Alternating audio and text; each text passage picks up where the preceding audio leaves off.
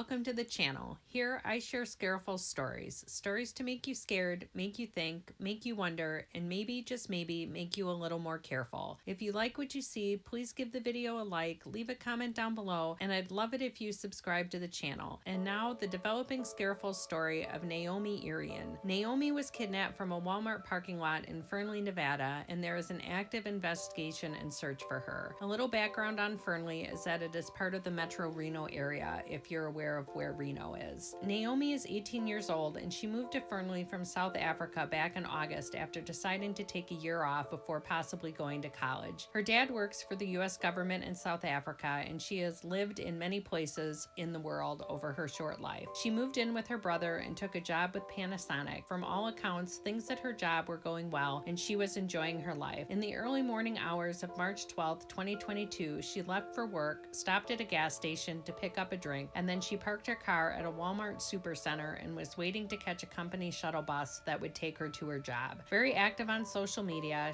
she sat in her car communicating with friends she'd made all over the world, but then she failed to show up for her shift that day and again the next day, which prompted her to be reported missing by her brother. The Lyons County Sheriff's Department opened a missing persons investigation on March 13th. 2 days later, on March 15th, Naomi's blue 1992 Mercury Sable was found by a Sherwin-Williams plant about a quarter-mile away from the Walmart parking lot. Naomi can be seen on video in the Walmart parking lot at 5 a.m. and also seen on the video is a man in a hooded sweatshirt with a hood up and a mask blocking his face. He's walking around the vehicles in the parking lot until settling on Naomi's car. Part of the video has been released and I'll insert parts of it here. I've cut out some of the parts where nothing really happens, but you can see Naomi's car pull into the parking lot and her headlights remain on. There's a car parked next to hers that has no headlights on, and it kind of blocks the view of her car in the upper top half of the video. At some point, a hooded man appears near Naomi's car.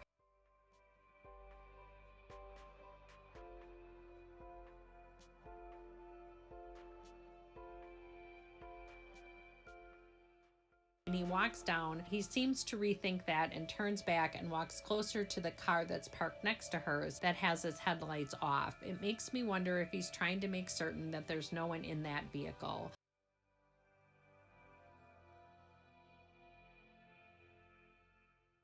Then he walks down away from the cars before walking into the parking lot to head back up towards the cars.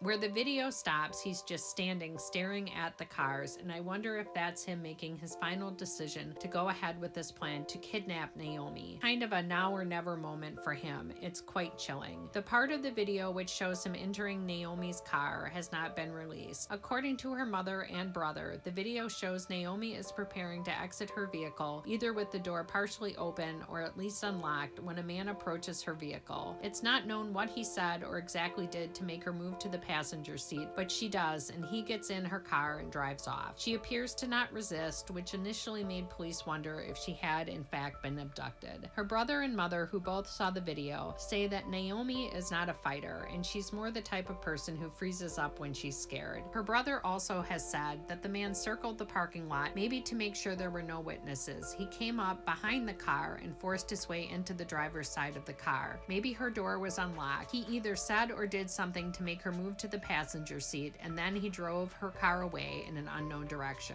Her car is an older 1992 Mercury Sable and has a bench seat. My first thought when I initially read about her sliding into the passenger seat was that most cars today have a console between the seats, making it impossible to merely slide over. It's more like you have to climb over. But her model of car would have made it very easy for someone to force their way in and push her over. Is this something the suspect knew and had considered? Naomi is 5'11", so she's quite quite tall for a woman, and had her car had a center console, I can imagine it would have been hard for her to quickly climb over into the passenger seat. So again, it just makes me wonder if the person who did this knew her and also her vehicle. Her mother says that her cell phone last pinged about 4 blocks away from the Walmart. The FBI has gotten involved in the investigation, and Naomi's brother says that they've gotten more information on cellular data. When Naomi's car was found, it was by a Sherwin-Williams plant, and although investigators haven't said what was found in the car, they have said that things were found which leads them to believe a crime has been committed and that Naomi did not go willingly. Her mother has said that there is evidence of violence in the car and that the crime was premeditated. There is additional video of a dark Chevy high country pickup truck, which police believe is somehow involved, and they are saying that the driver of the truck may know where Naomi is. I think it's more likely that he doesn't just know where Naomi is, he's the person who took her. The pictures of the truck show the same fence that is by the Sherwin-Williams plant, so it would seem that the man had stashed his truck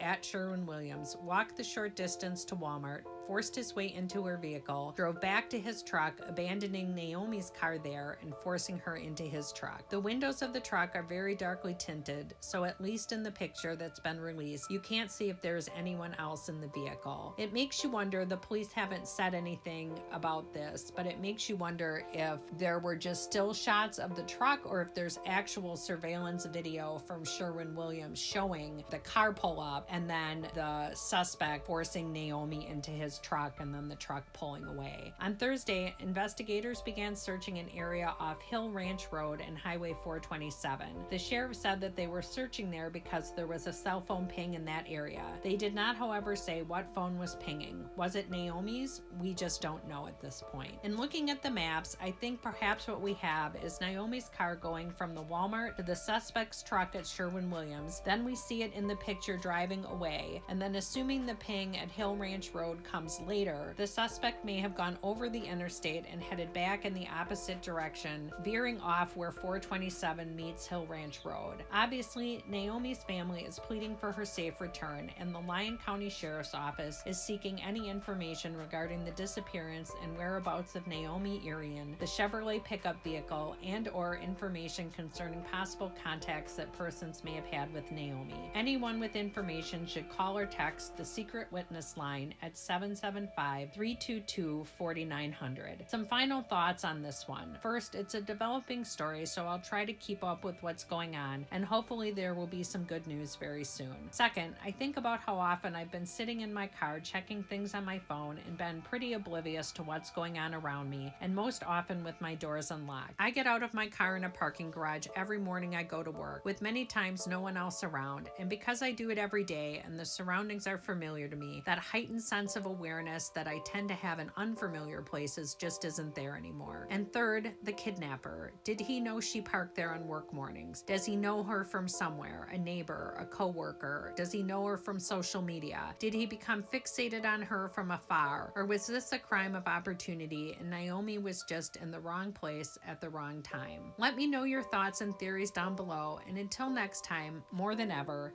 stay safe and stay careful.